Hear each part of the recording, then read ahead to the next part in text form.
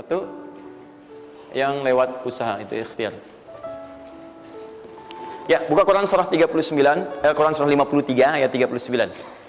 An-Najm ayat 39. Wa an laysa lil insani illa ma sa'a. Wa an laysa lil insani illa ma sa'a. Wa an laysa lil insani, bahkan setiap manusia itu, awas, illa ma sa'a, akan mendapatkan rizki, akan mendapatkan hasil dari apa yang telah ia usahakan dengan sungguh-sungguh. Jadi kalau Anda ingin mendapatkan apapun, mau dapat pahala, dapat rizki, dapat ini, dapat itu, maka semua bergantung yang pertama pada tingkat kesungguhan usaha Anda. Usaha yang serius, yang sungguh-sungguh disebut dengan sa'a, yas'a, sa'yan. Sa'a, yas'a, sa'yan.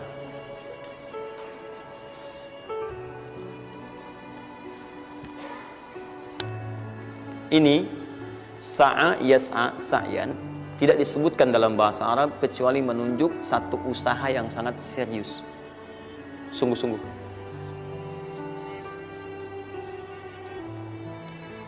Di rizki yang pertama ini sifatnya kata Al-Quran, langsung Allah yang menyampaikan. Kalau Anda mau mendapatkan rizki itu, baik yang sifatnya materi, uang, rumah, mobil, pakaian, makanan dan sebagainya, maka Anda mesti serius usaha. Usaha yang serius. Saya belum bicara bagaimana cara usahanya, tapi Quran ingin membangun komitmen dulu. Anda mau usaha enggak? Anda usaha, saya kasih kata Allah. Jadi kalau Anda nggak usaha, nggak akan turun rezeki. Ya, nggak ada rezeki turun dengan cuman diam aja, nggak ada. Anda mesti usaha. Saat saya berada di Mesir, ada dua mahasiswa itu saling, mereka paham Quran. Mereka diskusi ingin membuktikan kebenaran Quran. Yang satu cara berpikirnya benar, yang satu keliru. Yang satu berkata, Allah kan sudah jamin rezeki kita akan diberikan, ya kan? Sampai kita wafat sempurna rezeki. Jadi nggak nyari pun pasti dikasih. Cara berpikirnya seperti itu. Ini yang dipakai oleh orang liberal sekarang. Nah, maksudnya logika semacam ini. Yang satu lagi berkata, memang Allah kasih, cuman kita mesti usaha. Dia sebutkan beberapa ayatnya. Yang satu bertahan dengan pendapatnya, dia ingin buktikan, saya masuk nanti ke masjid. Kalau di Timur Tengah itu suka ada zawiyah, tempat-tempat khusus untuk ibadah. Dia masuk ke dalamnya, sembunyi di belakang meja. Nah, di masjid itu suka ada muhsinin, para donatur, yang itikaf kasih makan, kasih makan. Hari pertama semua dikasih, dia tidak, karena ngumpet. Karena perjanjiannya nggak boleh ada usaha apapun. Hari kedua dia masih ngumpet, nggak dikasih, semua dikasih yang ada. Hari ketiga sudah lapar sekali, sudah nggak tahan.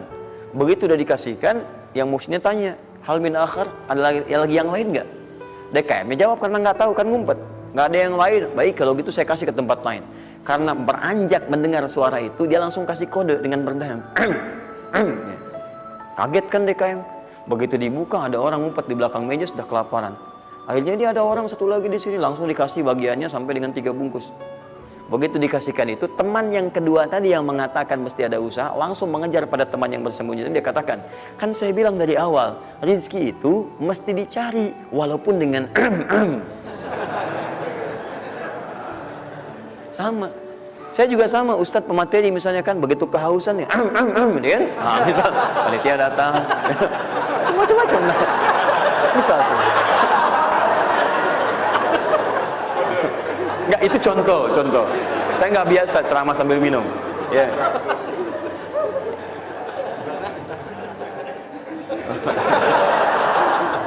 Jelas ya? Nah, jadi prinsip yang pertama, kita harus punya komitmen yang kuat dengan Allah. Kata Allah, kerja ya kerja. Kata Allah, usaha ya usaha, jangan diam. Di usaha itu sepanjang keluar yang disebut usaha dari dalam tubuh kita, kaki melangkah, tangan bergerak gitu kan, kemudian mulut berbicara, bersuara, atau telunjuk menunjuk aja, ada usaha, rezeki turun.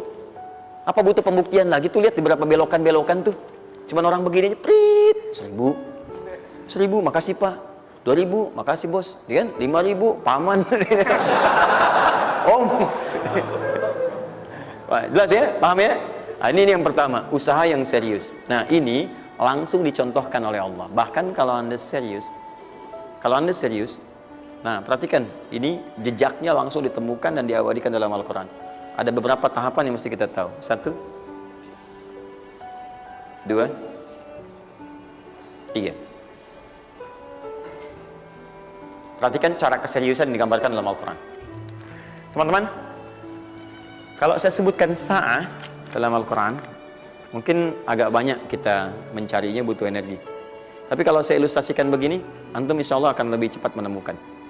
Kalau kita haji atau umrah, kemudian ada ritual setelah tawaf, namanya apa? Sa'i. Apa itu sa'i?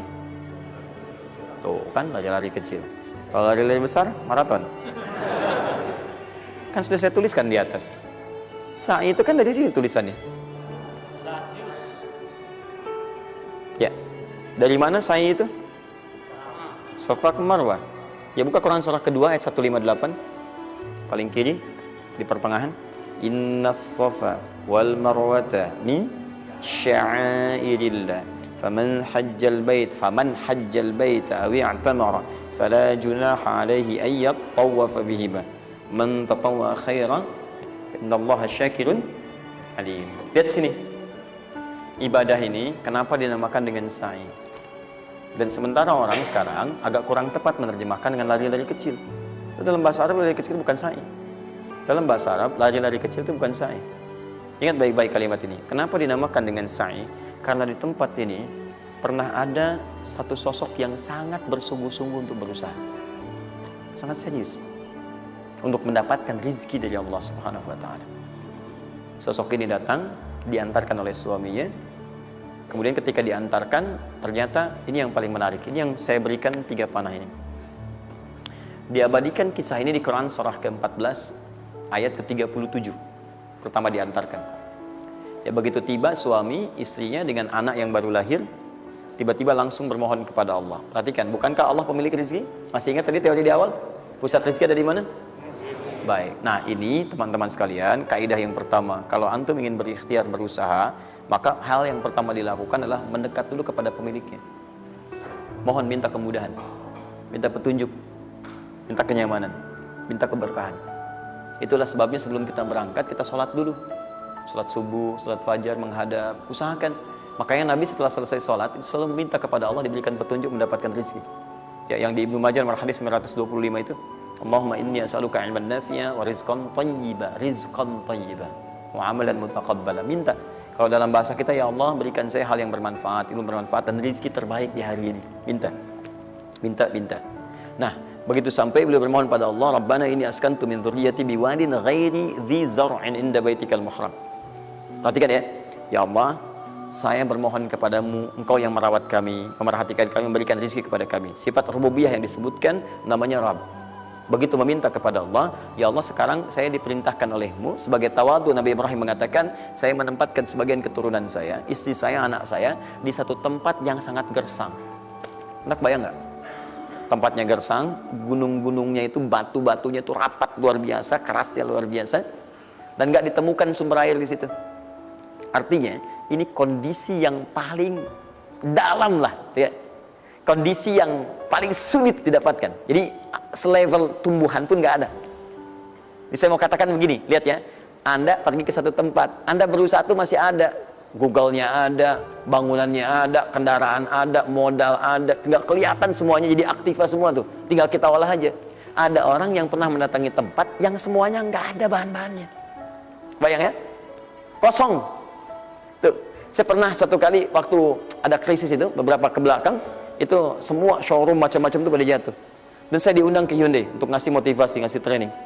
Pertama kali saya dibawa itu, teman-teman sekalian, saya dibawa ke showroom mereka, selapangan tuh, isinya mobil semua. Mobil, apa perkataan pertamanya? Kata manajernya, Ustaz, itu biasanya kami kosong nih. Sekarang banyak seperti ini katanya. Mohon nanti diberikan gambaran seperti apa kami mesti semangat macam-macam. Saya bilang, Pak, Bapak itu luar biasa ya. Tahu nggak Pak, orang yang pertama kali menemukan mobil, jangankan mobil begininya, bahannya aja susah nyarinya. Masuk kemudian ke showroom aja nggak ada, di belakang rumahnya cuma otak-atik cari bahan macam-macam, jadi yang sederhana. Ya dari situ aja jadi mobil. Bapak sekarang udah ada mobilnya, tinggal dipasarin aja. Nah sekarang banyak orang banyak mengeluh. Nabi Ibrahim dulu cuma bawa istrinya ke tempat yang gersang luar biasa, nggak ada potensi apa-apa, materinya kosong, itu gersang, tumbuhan nggak tumbuh. Apa yang terjadi? Begitu sampai di situ, satu kalimat ketika meninggalkan Ibrahim istrinya Sayyidah Hajar dengan anaknya Ismail alaihissalam, maka pertanyaan pertama dalam satu riwayat, ahadza min amrillah, apakah semua ini ketetapan Allah? Maka dijawab bala. Perhatikan prinsipnya. Selama ini ketetapan Allah, maka Allah tidak akan menyia-nyiakan saya. Dan rizki telah Allah tetapkan kepada kita, maka Allah tidak akan pernah menyia-nyiakan kita. Paham ya? Jadi kalau Anda ditempatkan di kondisi apapun, bahkan mulai belum bekerja, baru lulus kuliah, bahkan mulai baru membuat satu bisnis misalnya, atau macam-macam halnya, ingat, ada yang lebih buruk kondisinya daripada Anda, yang semua bahannya bahkan belum didapatkan. Dan dia yakin dengan Allah. Sepanjang Anda punya Allah, maka semua akan mudah bagi Anda. Ini prinsip yang pertama. Jelas ya? Nah, kalau sudah paham sampai sini, belum berhenti karena ada komitmen untuk usaha. Apa usahanya? Maka Ismail menangis satu saat, dan Allah tetapkan asinya nggak keluar dari ibunya. Begitu tidak keluar, nah anak ini kan pasti bergejolak. Tangan bergerak, kaki bergerak, disimpan di bawah. Saat bergerak itu kakinya menghunjam ke tanah, tangan bergerak, nggak keluar apapun. Ibunya ini yang menempuh usaha yang sangat serius untuk mencari. Dia tahu kalau cuma diam nggak akan datang. Maka ibunya menerapkan satu ketentuan pertama yang nanti diabadikan dalam Al-Quran, yaitu teori rizki dengan ikhtiar, mencari cara yang serius. Nah, cuma apa yang akan kita keluarkan saat ini terlepas dari usaha apapun yang Anda kerjakan saat ini. Tapi teori dasarnya adalah ketika Anda menempuh usaha yang serius ini, ada beberapa tahapan yang mesti Anda lalui. Persoalannya, waktu saya sudah habis 9:30. Nah, saya mau minta sedikit aja, boleh nggak saya tambah 5-10 menit? Alhamdulillah. Nah, satu, saya agak cepat ya, saya agak cepat. Satu.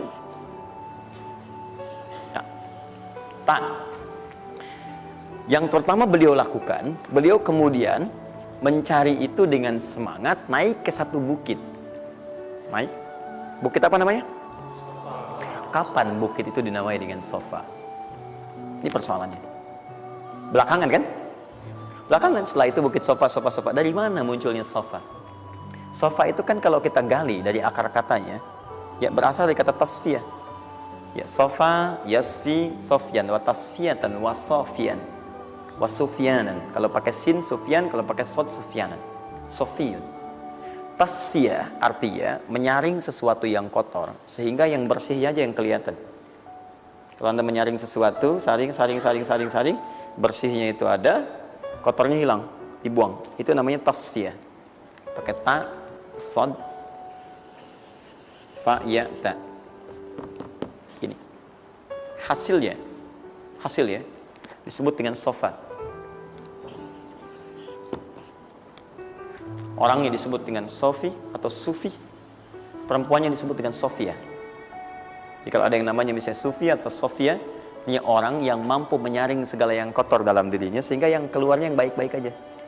Kalau bicara ada yang provokasi, mau ngucapan yang kotor dia tahan, keluarnya yang baik. Mau melihat ada yang kotor dia palingkan, dia yang baik. Itu Sofia. Perempuannya, laki-lakinya Sofi, ya, atau Sufi. Baik. Nah, Sofa, kenapa disebut dengan Sofa bukitnya?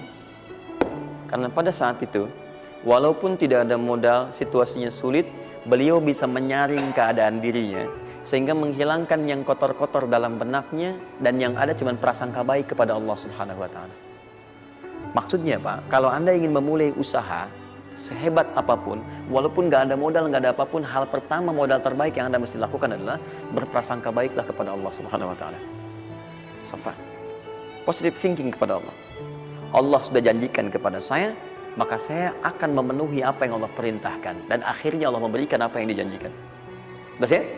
Kalau Anda memulai dengan perasaan yang baik, yang positif, nanti Allah akan angkat Anda berada di puncak seperti Sayyidah Hajar naik ke atas bukit itu. Jelas ya?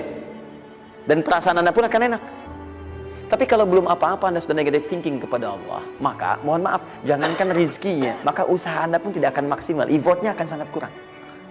Anda baru mau ke kantor, terus tiba-tiba melihat mendung, ya, terus orang udah mulai macet, terus negatif muncul di situ, ya mendung, macet.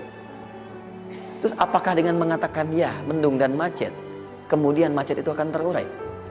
Mendung itu akan sirna? Tidak. Sampai Anda bikin status pun nggak akan pernah kelar. Ceklik, hari ini Bekasi macet, terus Anda ngapain? Jadi kalau Anda mau mengawali sesuatu, maka positive thinking kepada Allah. Bismillah.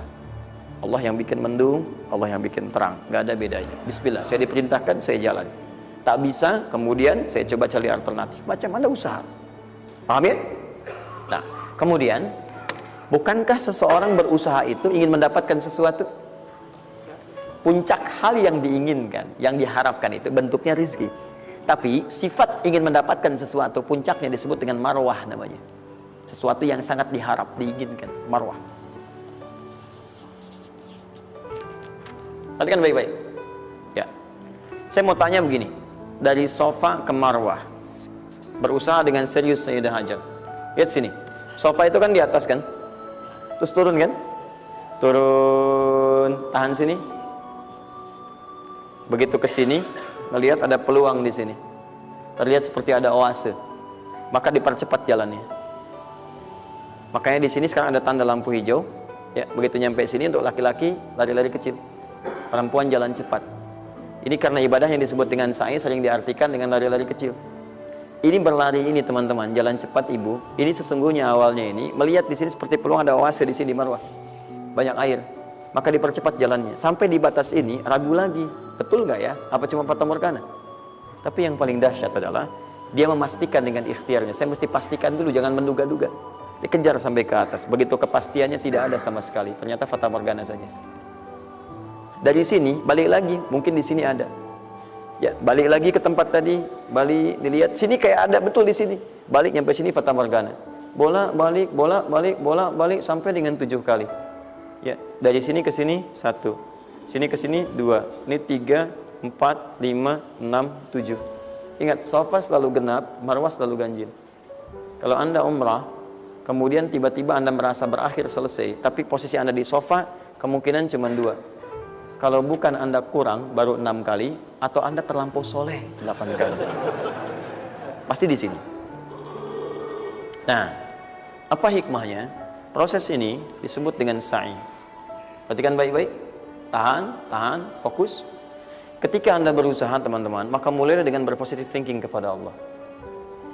Tapi ingat, usaha Anda tidak akan selamanya ada di atas. Mungkin suatu saat akan turun. Kan? Mungkin Anda ada di puncak.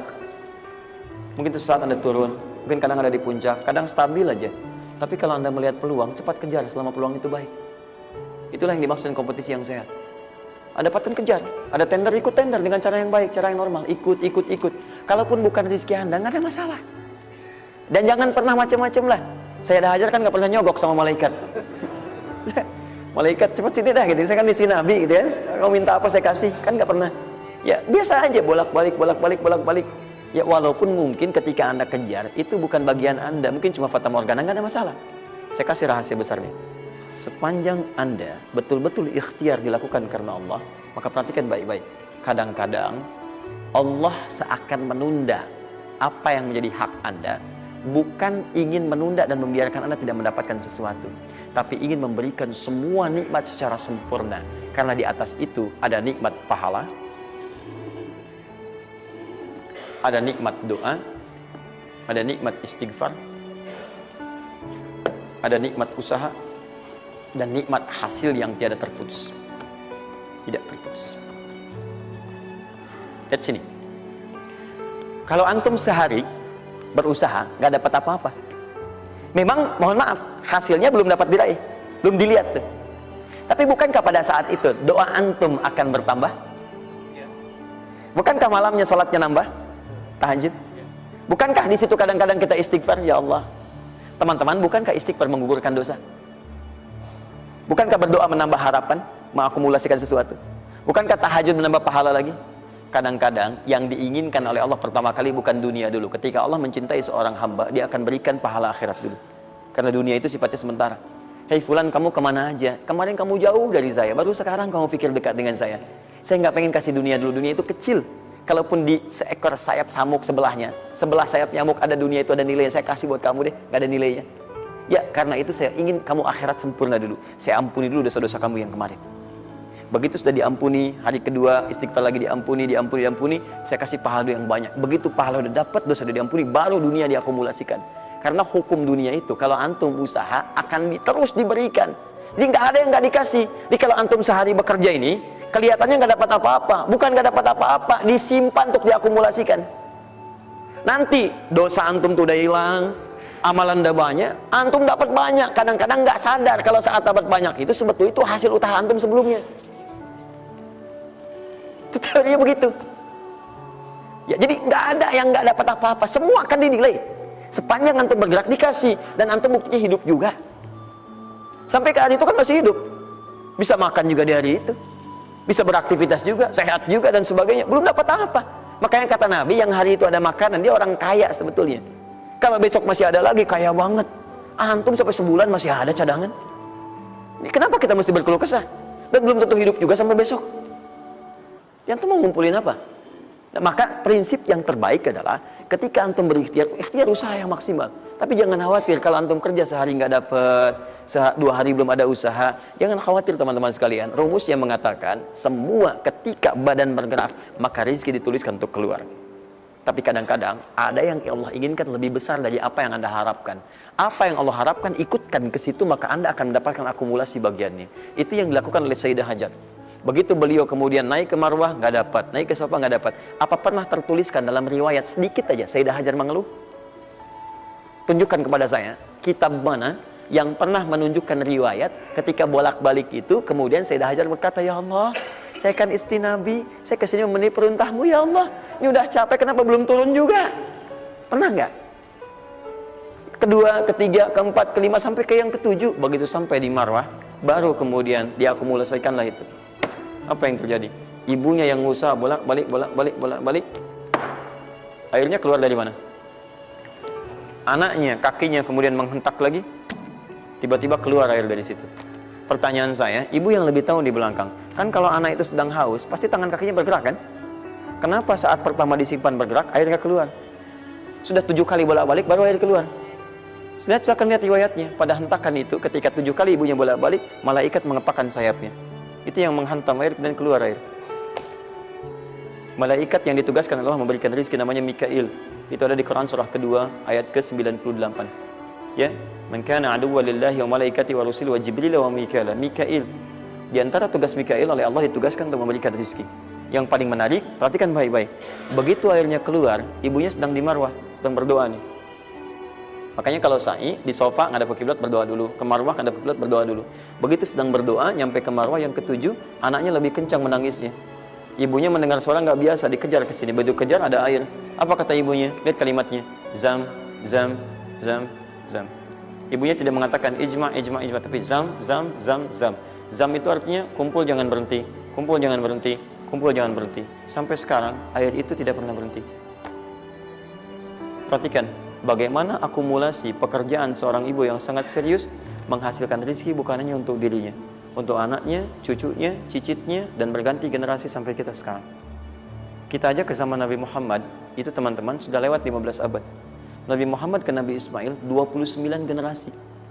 Satu generasi bisa ribuan tahun. Nabi Muhammad ke Nabi Musa aja 2000 tahun, ke Nabi Isa 600 tahun. Sekarang ke Nabi Ismail 29 generasi. Muhammad bin Abdullah bin Abdul Muttalib bin Hashim bin Abdul Manaf bin Qusay bin Murrah bin Kilab bin Ka'ab bin Ghalib bin Fihir bin Malik bin Nadar bin Kinana bin Khuzaimah bin Mudrikah bin Ilyas alaihissalam bin Nizar bin Mudar bin Ma'ad bin Adnan bin Adi bin Adri ya bin Muqawwam bin Nahur bin Tari bin Ya'rub bin Yasub bin Nabit bin Ismail alaihissalam. 29 generasi. Yang bisa mengulang 29 ini saya bebaskan paspornya untuk menghafal Quran di pekan depan. Silakan. Boleh, silakan. Tapi kalau salah satu tambah 1 ayat. Jelas? Terakumulasi, maka boleh jadi kita berusaha bekerja sehari belum dapat, 2 hari dagang belum dapat, tenang. Begitu antum 3 hari, tiba-tiba dagangan diborong habis. Itu sebetulnya usaha antum yang sebelumnya. Tapi antum dapat bonus ampunan dosa, pahala, macam-macam. Maka jangan mengeluh. Dan jangan pernah antum sekali-kali, awas ya, awas, mengeluarkan kata-kata yang seakan-akan Allah menghentikan rezeki antum. Maka disitulah kesulitan paling sulit akan antum awali. Ya Allah, apa engkau nggak sayang dengan saya? Saya perlu usaha apa lagi? Kenapa belum diberikan juga? Dan sebagainya. Itu kadang-kadang membuat seseorang kalau sudah kehilangan arah seperti itu sampai meninggalkan agamanya, itu yang paling fatal. Paham ya?